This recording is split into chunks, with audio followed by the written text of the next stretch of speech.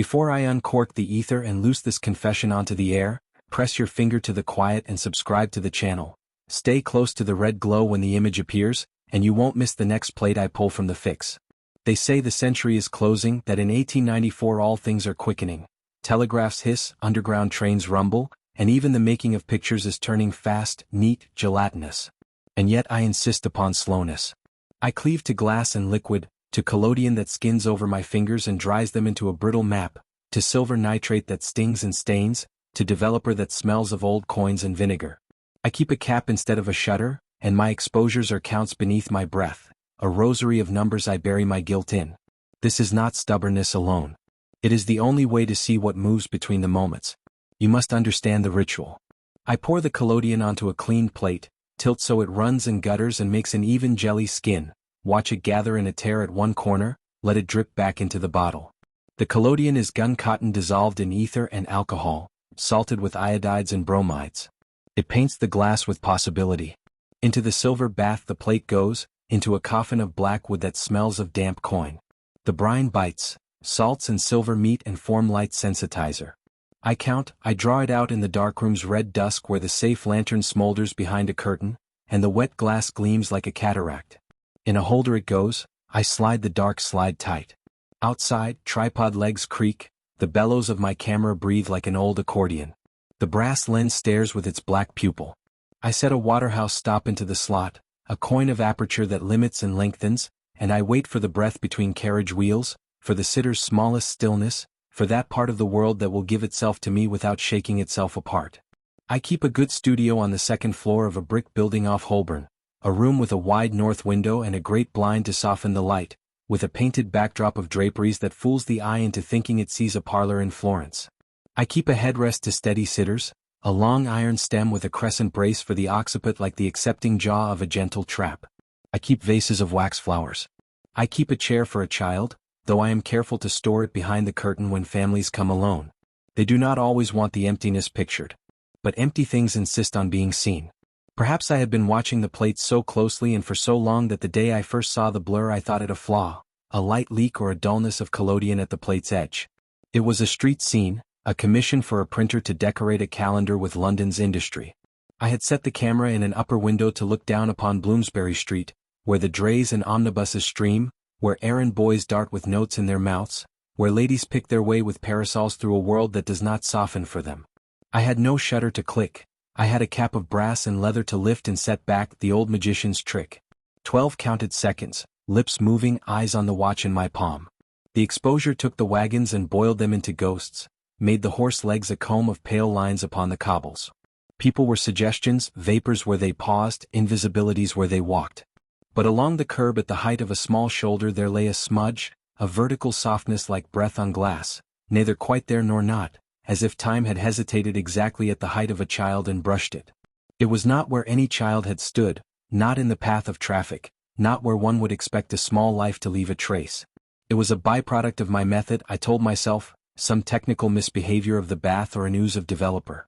I printed the plate for the printer, stopped down the blur with masking card and a bit of retouching pencil, and put it from my mind with all those faint things that mistake themselves for phenomena.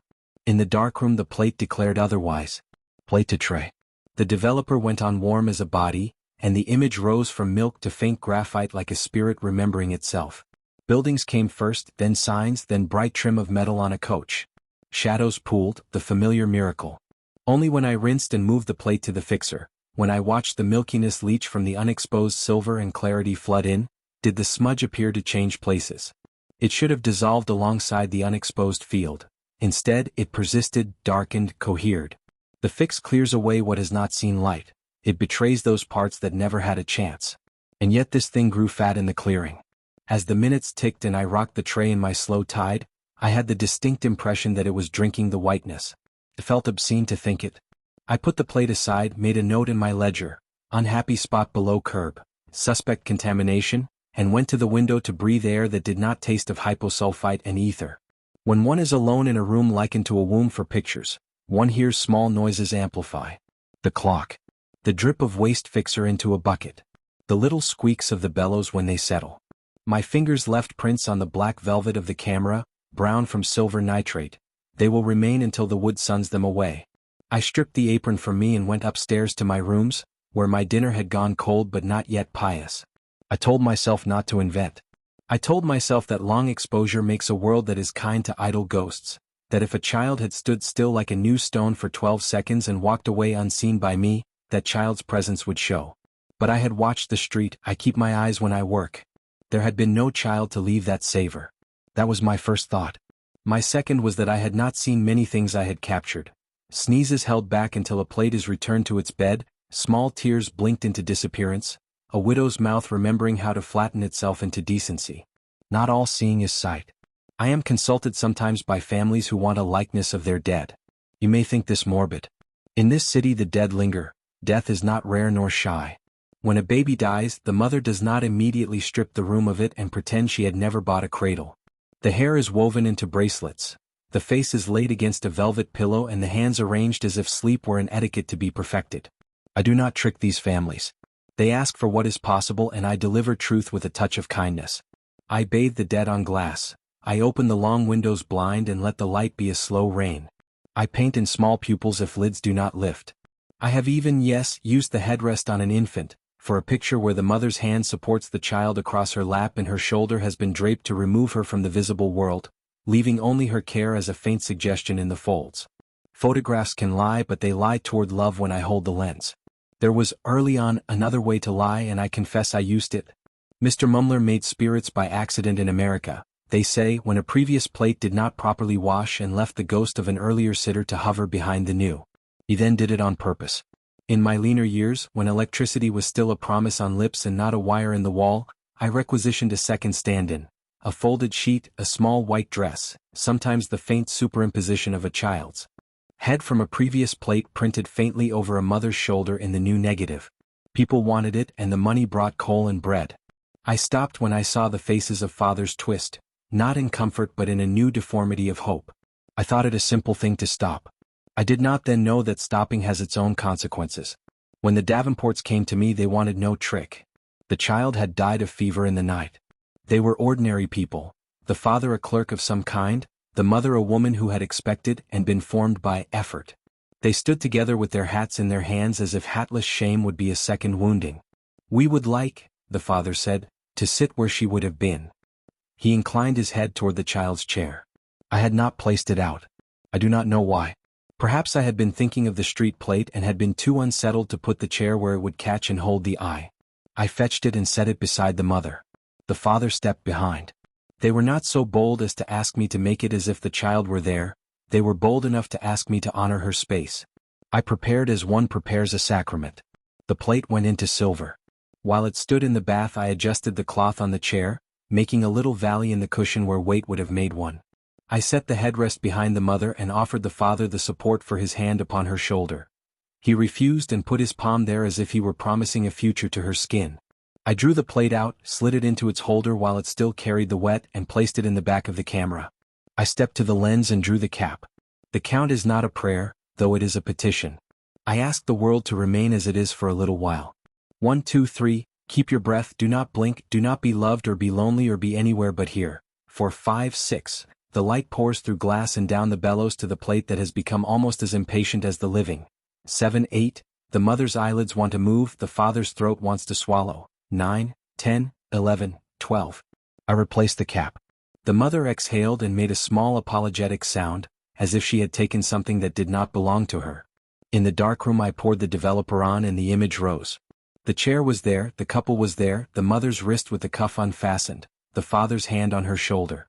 On the cushion of the chair there was a low fog, denser than the backdrop's pattern, a just discernible impression at the height of a small belly leaning forward as children do when they know they will be photographed.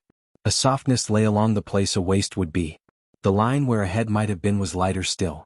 And in the fixer, in the moment the image seemed about to fix them as inhabitants of the unchanging, the fog gathered into a distinct shadow. The Davenports had asked for space. The glass had given them an occupant. I made 2 prints for them, one underexposed by a stop so that the chair's cushion read darker and the fog was more suggestion than shape, one printed as the negative desired with the blur full-throated. They chose the gentler lie. I kept the other. That night I set it where I could see it without looking and did not sleep. The next day I went to the street and made another exposure of Bloomsbury from the same window. I was ashamed to be curious. Shame has never lowered my eyes for long. The second street plate had two such smudges, one by the curb and one much closer to the camera at the level of a small chest, as if the thing had approached. I thought of leaks, of scratches, of spoilt collodion. I thought of my red safety lamp, perhaps the chimney leaked and had fogged the plate. I thought of my own breath, whether I had leaned too close and breathed upon the emulsion before the lens cap went up. But the smudges did not read as fog alone, they had form in their formlessness. In the fixer they grew, they fed. The world drained and they did not. I swore aloud in that red dusk and the word startled me. I am a man who says very little out loud to himself. I rinsed the plate long. It did not diminish. I pulled old negatives, not trusting my memory. On a portrait from 3 weeks earlier, an old man with a watch chain that laid a circle on his belly, I found, faint, the same quality of thickened air near the chair leg. On a group of schoolboys made as a test for a headmaster who wanted to encourage neatness with proof of untidiness, there was a smear at the end of the row that aligned with the absence of one child who had been late. I had thought then it was a scrape in the varnish. Now I watched how, as the fix would have stripped away any unexposed silver, this thing had remained, a residue that seemed to enjoy the clearing. The pattern is the important thing. It was not where feet struck nor where people lived their hurriedness. It occupied the place where waiting swelled a room. It pressed itself into laps, into the empty hand, into the air where breath is held. I went to a séance to test this thought. The Society for Psychical Research had sent men like Mr. Crooks to sniff around tables and trumpets. I had no such grand purpose. The medium was a spare woman with eyes like dull marbles and hair coiled in the fashion of a school matron. The sitters were a clergyman, 2 widows, 1 medical student who wished to disbelieve, and myself with a camera under a black cloth as if decency required veiling. They darkened the room. A red lamp was permitted. The table was a cheap mahogany, the trumpet a ridiculous tin horn. They sang until the air was thick with breath and expectation. I opened the lens and counted, and the counting felt like a violation of their hymn. As we sat in the syrup of waiting, there came that peculiar sensation in the bones of one's face when one is very still and aware of being looked at by a creature that has no eyes. The medium moaned, the trumpet quivered. I half expected the fashionable smudge of a spirit to appear at the medium's shoulder, the careful paste of a previous head, a chalk sketch come to life. The plate, when developed, showed no medium-born ghost. It showed what the séance had in abundance. A thick, child-high bruise upon the air at the place where the circle's hands almost but did not touch. It was as if the withheld hand-holding had raised a pressure, and that pressure had eaten. The longer the exposure, the heavier the presence. When the fix bled the plate clear, it grew like a bubble that wanted to be a breath and had no mouth through which to be inhaled. I began to experiment. If time were food for a thing that lived between instants, how much did it eat? Did it prefer the stillness of upholstery or the tautness of a body about to move? Would a headrest set to a child's height coax it? Does F8 feed where F16 starves? In spring the light is more generous and I could stop down and lengthen exposure without exhausting even my patience. The numbers began to be a code that made me faint. 2 seconds at F11.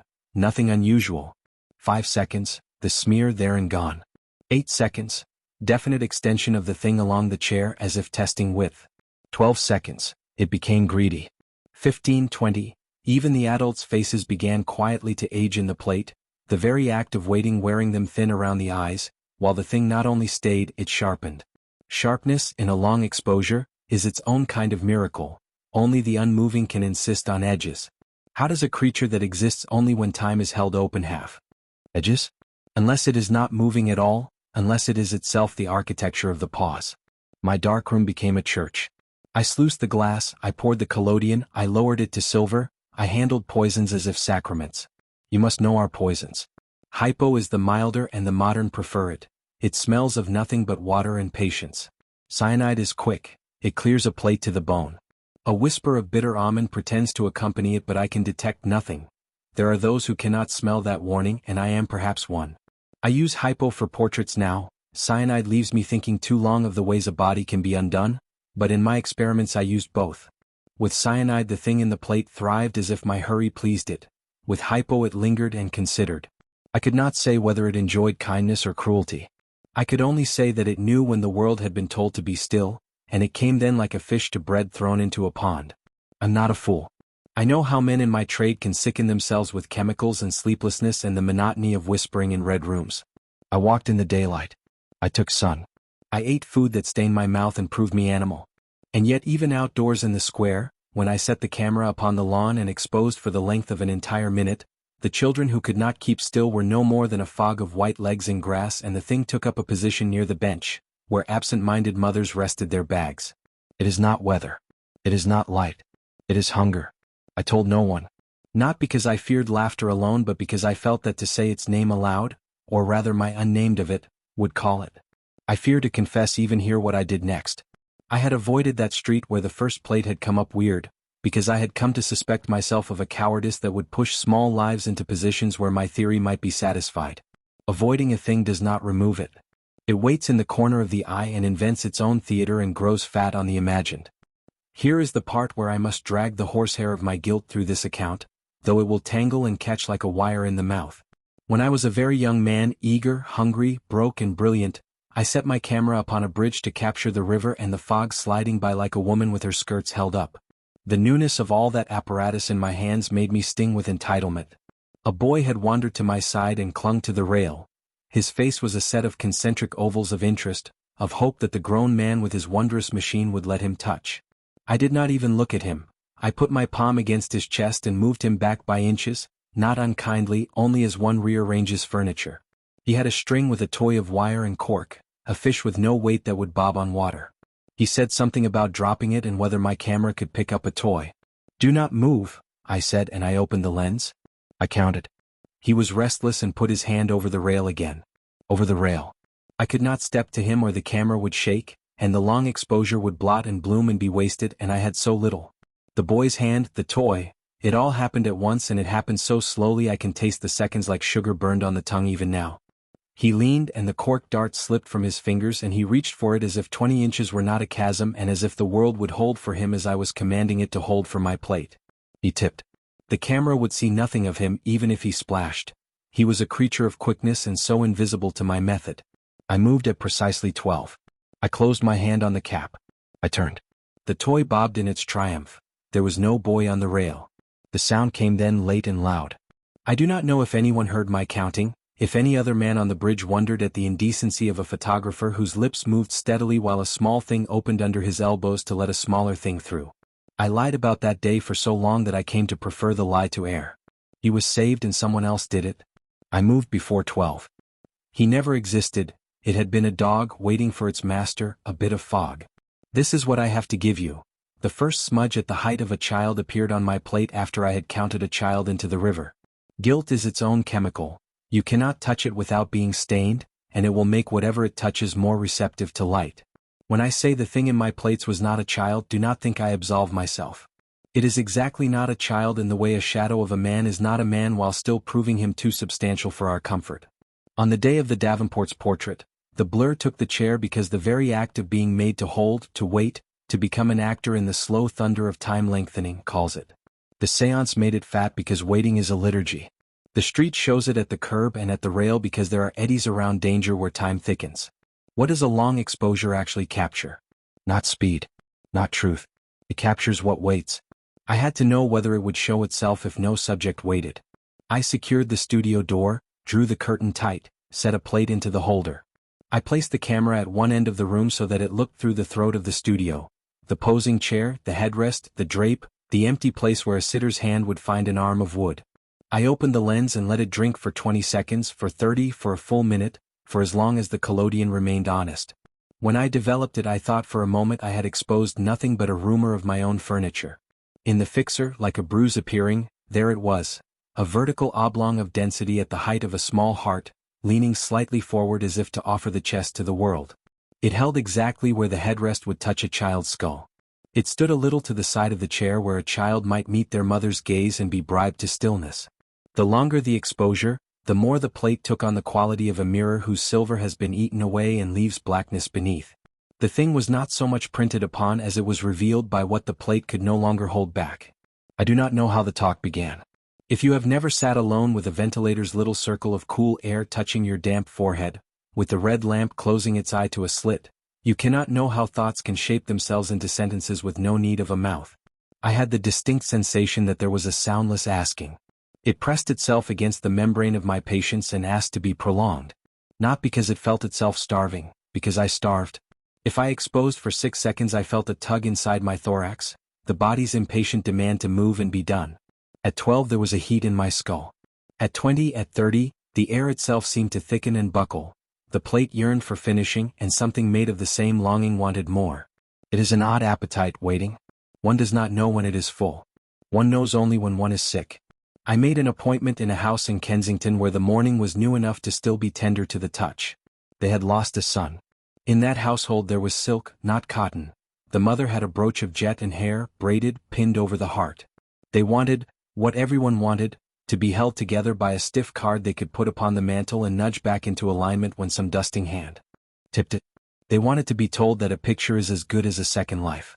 I asked them whether they would like me to compose the family as if the child were between them. The father nodded, because men nod when they want to be believed. The mother's mouth did something that the lens would render as firmness. I set the chair. I drew the headrest up a little higher than a child, as if I did not dare tempt the thing to bring me precisely what I deserved. I will be quick. The plate told them nothing they did not already know. The blur leaned where the child would have leaned.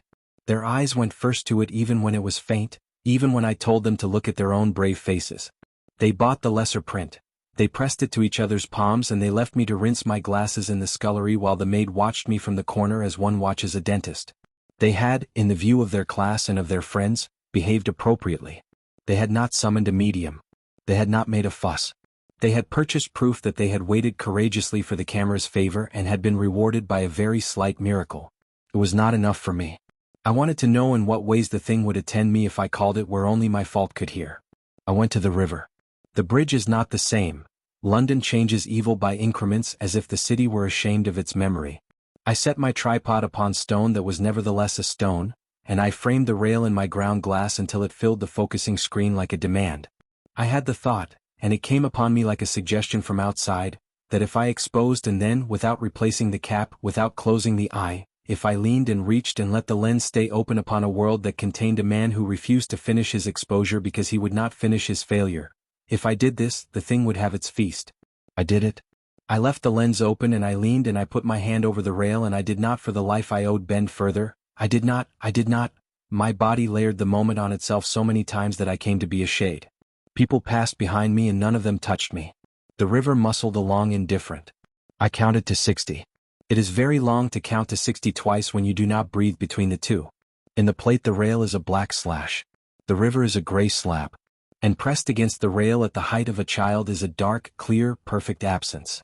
Not blur, not suggestion, clarity.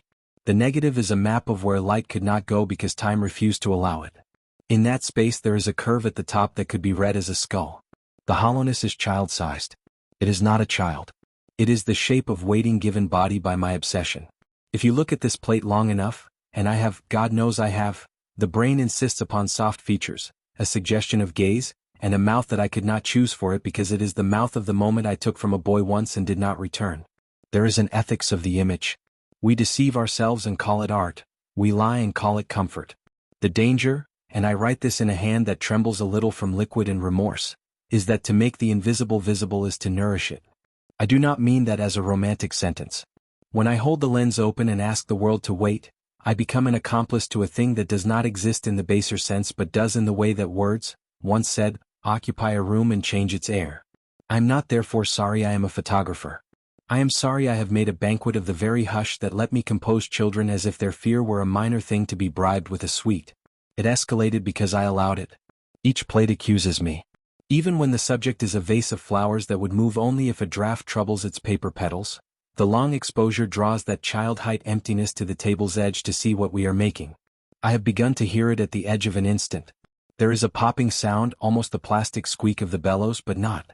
In the red light the tray flashes and dims as I rock it, and against the wall the shadow of my own head is that of a man who has put his head where his heart should be and asked it to watch him eating.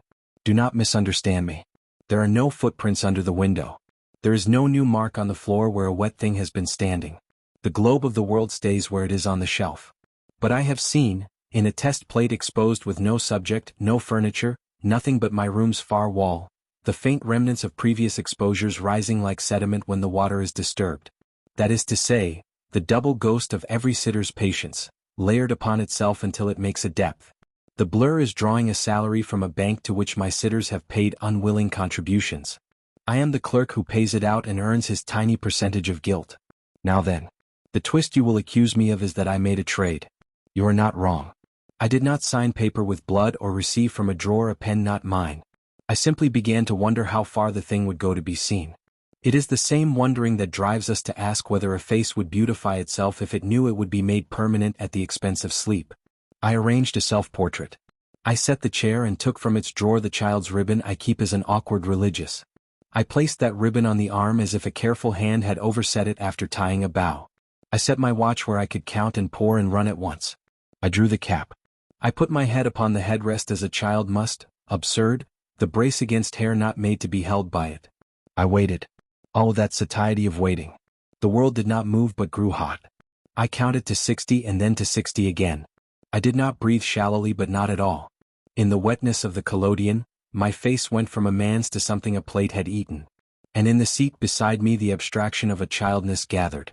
I came to the darkroom and poured and watched my own face lift from milk with disgust. It is appalling to stare at oneself before one has the chance to pretend oneself into decency. The fixer made its river. The things that had not seen light drifted away like a bright sweat. And as they did, the place beside me came dark and definite. I had made a nested exposure. The brace that held my head brought the other to the proper height. I had removed the cap too early to claim ignorance. There is a point in the watching where the image's emergence seems to hesitate as if quailing before its own mouth. In that hesitation I heard it distinctly. I do not pretend to own the words. They were not words. They were the combing backward of the world's hairs. They were the voice of between. It said, in the manner that a feeling insists, hold. Hold me. It is a small thing to answer such a request. You are answering it now, dearest listener, by not going elsewhere, by letting me put before you each object in this tray in the order it appears. The longer you stay, the fatter it grows, not in the room but in you, in the way your chest tightens when you realize you have not breathed. I could stop. I could put the camera away and turn to the new quick plates that do not ask as much of the world's patience. Gelatin is easy, it forgives. The long exposure is a vice. It returns to me the seconds I did not spend saving a boy by demanding twice as many now. It keeps accounts. But there is this, the world is not a shutter click. It is a rest, a sustain. It has legatos and gloamings and plates carry them. Better when they are asked to carry more. I make this case because it sounds noble. I know it is rot. I continue because I must know every contour of my monster's appetite. If you have followed me through this, you have helped make the last thing I will say true. I did not bring it into the world. We all do. Each of us who waits for the moment right after the present, who holds a breath through another's pain because we want to see how they come out of it, each of us contributes to the shape of this child's height shadow that is not a child. Long exposure did not invent it. Long exposure made it visible and made it want us. The twist is not that it feeds upon my plates alone. It feeds upon the seconds you have just given me. I am supposed to end with a lesson. All I have is a wish, that I learn to put the cap back earlier, to cancel an exposure, to ruin a plate to save a life. There are tricks I could show you to prevent the blur. Shorten the time, make everyone move a little, banish chairs and pose the living in a doorway with a draft. There are even old chemicals that suppress fog. But nothing in my bottles could wash away the fact that I held the world open too long once over a boy's head. Do you see now what the long exposure actually captured? It captured the interval that should have been filled by my action. It captured the negative of a rescue. It captured waiting alive enough to learn that we adore it. Now as you sit there with me in the red light at the end, your pupils widened, your breath careful, you are the other bath that clears a picture. Do not be angry with me for saying so. I am only telling you what I have learned by lifting and lowering this cap and watching the world enter glass and leave again, thinner and truer and hungering. If this story held you still long enough for the image to rise, subscribe to the channel and keep me company by that safe red glow. We will hold the cap together next time, and if the shadow leans in again at the height of a child, perhaps this time we will put the lens to sleep before it asks us to hold.